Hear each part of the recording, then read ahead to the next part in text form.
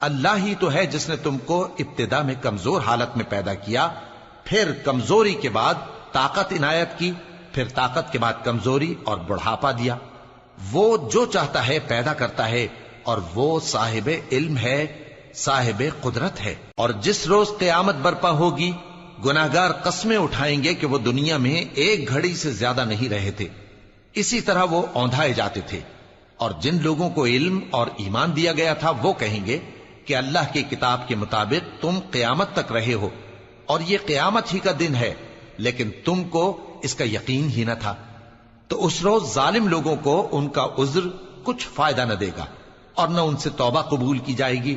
اور ہم نے لوگوں کے سمجھانے کے لیے اس قرآن میں ہر طرح کی مثال بیان کر دی ہے، اور اگر تم ان کے سامنے کوئی نشانی پیش کرو تو یہ کافر کہہ دیں گے کہ تم تو جھوٹے ہو۔